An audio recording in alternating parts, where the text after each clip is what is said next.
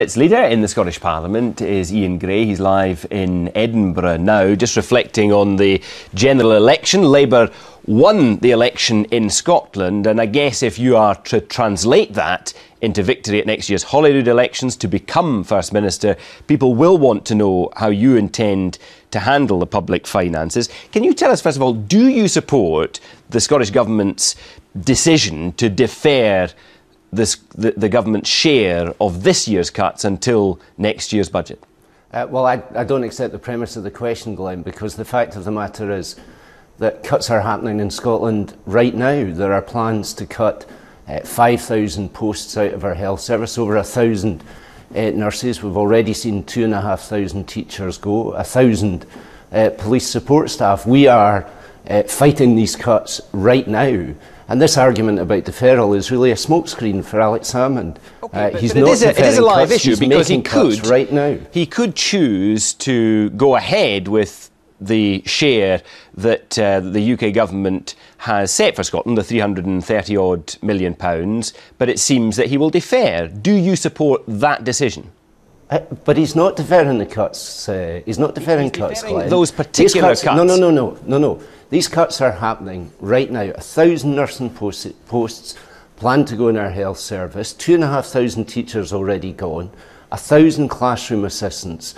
Alex Salmond is not deferring cuts. He's making cuts. And the question is, why is he making cuts now if he's deferring this reduction in his budget? Okay, well, whilst we can obviously look at, for instance, the workforce planning in the NHS and their plans to take people out of the health service as they prepare for the era of austerity ahead, I'm keen to get you to focus specifically on the decision that the Scottish Government appears to be prepared to take to put off this £332 million of additional cuts. Do you support that? Well, I know that you're keen to focus on that decision. What I'm keen to focus on is the reductions that are happening right now across Scotland. Well, then we're talking across purposes, but Andy Kerr did make a contribution on this because he suggested that that was a mistake to defer in that way. Do you agree with him? Well, the SNP have to deal with their budget in the most effective way possible. And one thing that I do agree with Derek Brownlee on is that we need transparency on this. We only know that there are workforce plans in the NHS to reduce 5,000 staff because I revealed those plans at First Minister's questions. I asked to see the plans for the other health boards because I haven't seen all of them, but the SNP are still hiding them. We also don't know what happened to the £1.5 billion on account, which the SNP inherited. That's all gone. I don't know what it's been spent on. This is not a question about deferral. This is a question about the management of the finances of Scotland. Okay, well, let me ask it a different way. The SNP are currently cutting right now, right across Scotland. If you became First Minister next year, would you rather your predecessors had pushed ahead and made these additional cuts, the £330-odd million worth, or would you rather deal with them if you get in next year? I would rather that the First Minister was protecting schools, hospitals and police. That's the basis on which we just fought a general election, and we did very well, as you pointed out there, Glenn. Okay. And that is the principle that we would apply in dealing with this. Okay, let me ask you another few quick questions, because the Scottish Government has been making a case to the new UK Government, first of all, for access to a share of Olympic regeneration cash. Do you back them in that bid? I think that is a not unreasonable request, but I have to be honest and say that I was in London this week, and the discussions I had with the Scotland office means that's unlikely. I think the other thing that they've asked about is the funding for renewable energy, which is there on account.